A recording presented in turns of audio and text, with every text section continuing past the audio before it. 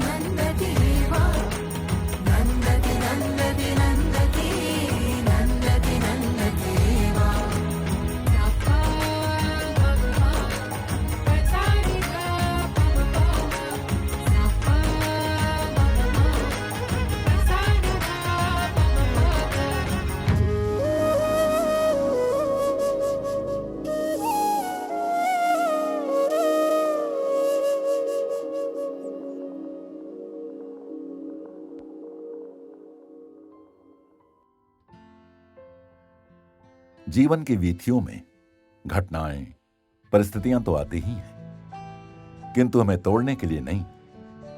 कभी कभी साधारण में से ऐसा असाधारण गढ़ जाती हैं कि जिससे साधारण लोग युगों युगों तक शिक्षा व प्रेरणा पाते हैं। ईसा से लगभग 500 वर्ष पूर्व मगध राज्य में आचार्य चणक हुए, जिन्होंने अपने जीवन की बलि उस समय की राजनीति में भ्रष्टाचार के विरुद्ध आवाज उठाते हुए दे डाली। हमेशा की तरह समाज ने तब भी चुपचाप सोते रहने का विकल्प चुना, किंतु आचार्य चणक के मेधावी ब्रह्मचारी पुत्र ने अपनी आंखों के सामने अन्याय के भागी बने अपने माता पिता तथा स्वयं एक राजद्रोही का पुत्र कहलाने की पीड़ादायक परिस्थिति को कुछ यूं अपने मन में पाला पोसा कि कुछ वर्षों बाद पाटलिपुत्र का तख्ता पलटकर राजनीति को तो स्वच्छ, पारदर्शी व जनहितैषी बनाया ही, साथ ही हम सबके बीच चाणक्य नीति बनकर अमर हो गया। इस सब के पीछे भूमिका रही उसके निस्वार्थ देश प्रेम और अदम्य साहस की। अम्मा भी अपने बच्चों को नित्य प्रति यही संदेश देती हैं कि मेरे बच्चों, तुम मेमने नहीं, शेर के बच्चे हो, म्याऊं म्याऊं मत करते रहो। यह शिक्षा सभी परिस्थितियों में लागू होती है, किंतु विशेषतया बात जब अपने धर्म, अपनी मातृभूमि के स्वाभिमान सम्मान की आए तो शेर की तरह दहाड़ो और उसकी रक्षा करो। उत्तिष्ठ जागृत, क्योंकि धर्मो रक्षति रक्षिता। प्रेम स्वरूपी आत्म स्वरूपी सभी को नमस्कार। പ്രമത്തോടെ സമർപ്പിക്കുന്ന ഒരു പഴത്തൊലിയാണെങ്കിലും അത് സ്വാർത്ഥ താല്പര്യത്തോടെ നൽകുന്ന സദ്യയേക്കാൾ എത്രയോ ഹൃദ്യമാണ്। कृष्ण जयंती महोत्सव को धूमधाम से मनाते हुए हमें उस अवतार महापुरुष के सिखाए उपदेशों को भूल नहीं जाना चाहिए। अनेकों दुस्तर चुनौतियां भी उन पर कोई प्रभाव नहीं डाल सकी। उनकी सौम्य मुस्कान कभी लुप्त नहीं हुई। हर कर्म में पूरी तरह डूब जाना, असंग रहकर आगे बढ़ना, और फलासक्ति के बिना अपने कर्तव्यों को ठीक से निभाना, भगवान कृष्ण को आजीवन यही जीवन शैली प्रिय रही।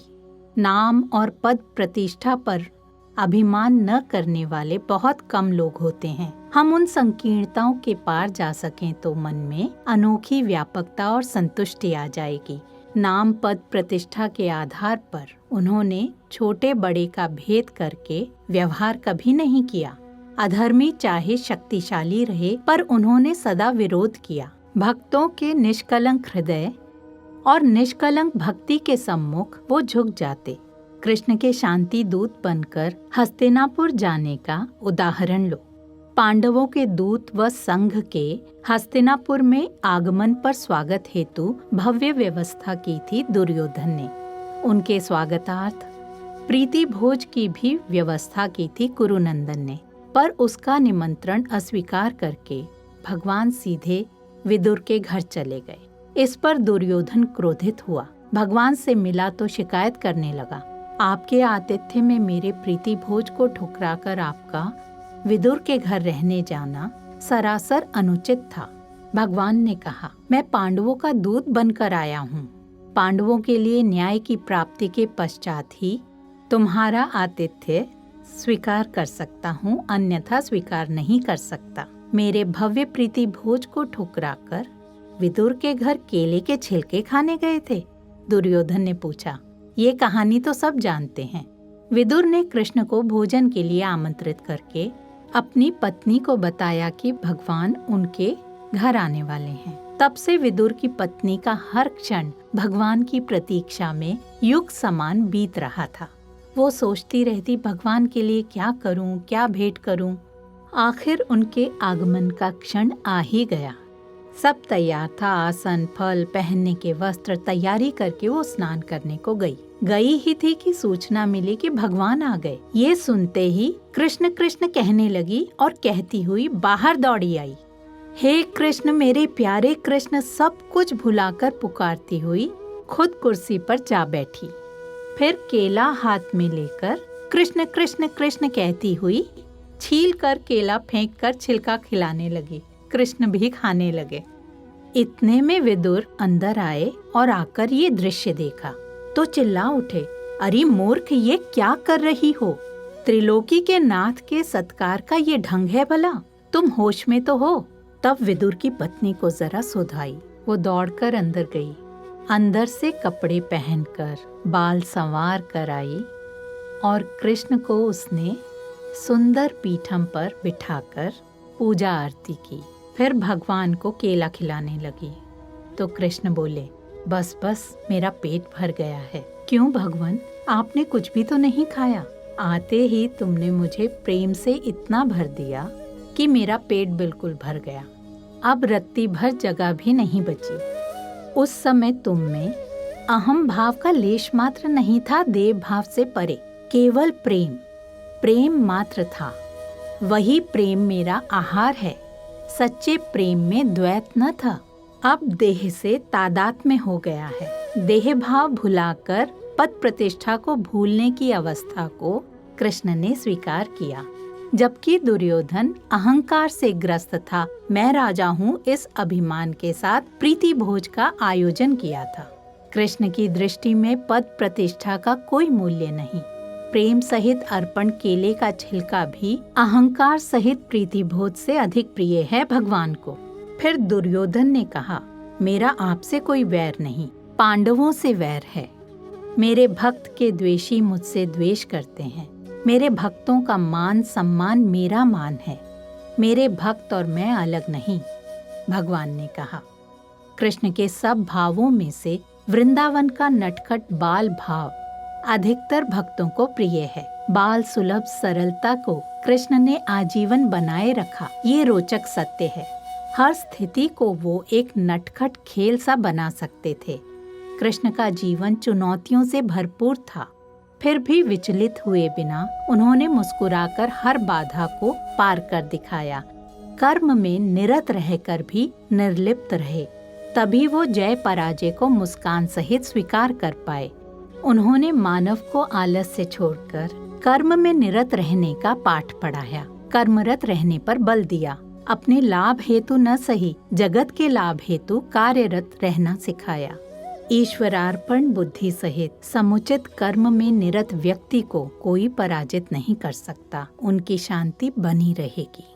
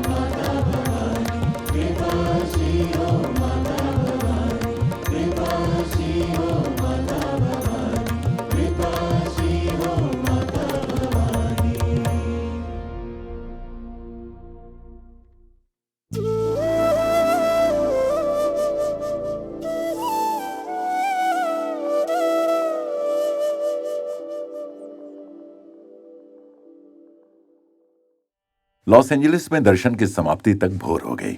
कार्यक्रम की समाप्ति के तुरंत पश्चात अम्मा को उस इलाके में रहने वाले एक पुराने भक्त के घर जाना था। उस परिवार ने अम्मा का स्वागत सत्कार किया।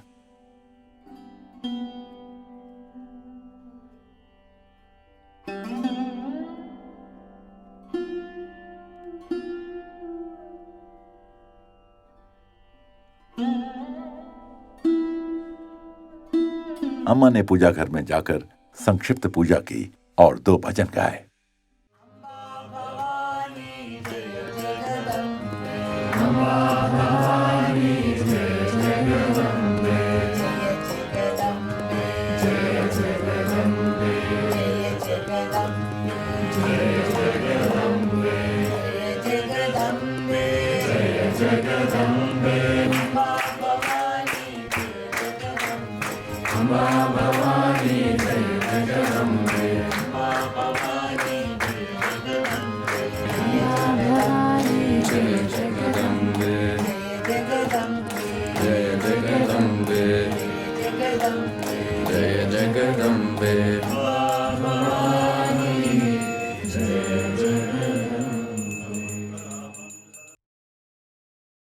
उन्होंने सबके लिए भोजन तैयार करके रखा था। अम्मा ने सबको भोजन परोसा। जो भक्त वहां उपस्थित थे सबने अम्मा के संग मजे से खाया पिया।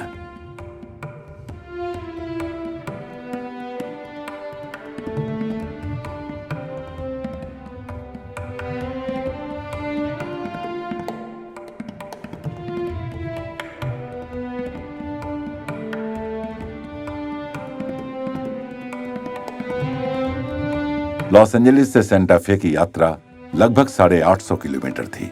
अम्मा और यात्री समूह हाउस विजिट के बाद सीधा निकल पड़ा।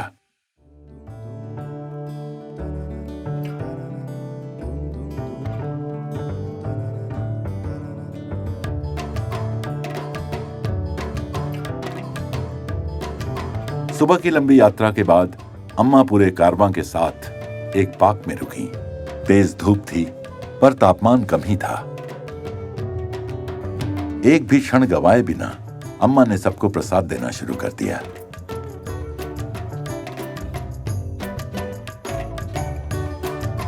सारा दिन यात्रा करने के बाद भी भक्तजन अम्मा के सानिध्य में नवजीवन पाकर चौकन्ने हो गए। अम्मा ने भी थोड़ा सा खाया, फिर छोटा सा सत्संग दिया, कुछ भजन गाए और सबके साथ ध्यान में बैठी। इस सब के बाद भी अम्मा के पास वापस यात्रा शुरू करने से पहले और बहुत कुछ करने का विचार था। अम्मा ने सबको खुले पार्क में एक वर्तुल बनाने को कहा और भजन गाते हुए अम्मा वर्तुल के आसपास नृत्य करने लगी, जिससे सब लोग भक्ति के उस प्रेरक उन्माद में डूब गए जो अम्मा से सदा निहसित हुआ करती है। सारा समूह भी हर्षोन्माद सहित नाचने लगा। मीरा के नाथ प्रभु मुरली गोपाला, मीरा के नाथ प्रभु मुरली गोपाला, मीरा के नाथ प्रभु मुरली गोपाला, मीरा के नाथ प्रभु मुरली गोपाला, मुरली गोपाला, मुरली गोपाला, राधे गोपाला, राधे गोपाला, गोपी गोपाला, गोपी गोपाला, वेणु गोपाला। नृत्य के बाद अम्मा सबके साथ संक्षिप्त से ध्यान में बैठ गईं।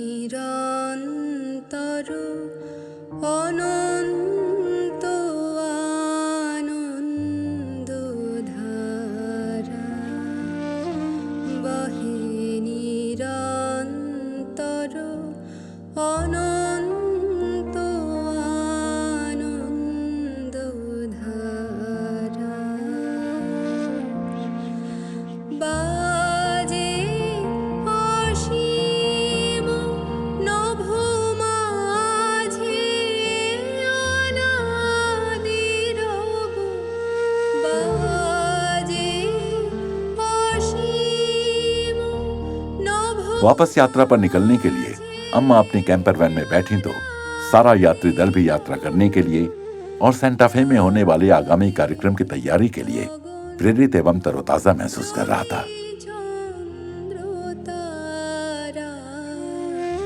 शीघ्र ही ये कारवां सेंटा फे पहुंच गया, जहां अम्मा का भव्य स्वागत हुआ। थोड़ी देर भी विश्राम किए बिना अम्मा उन अतिथियों से मिलने लगीं जो उनसे मिलने आए थे। उनमें से एक तो हॉलीवुड की सुप्रसिद्ध अभिनेत्री डेमी मूर थीं।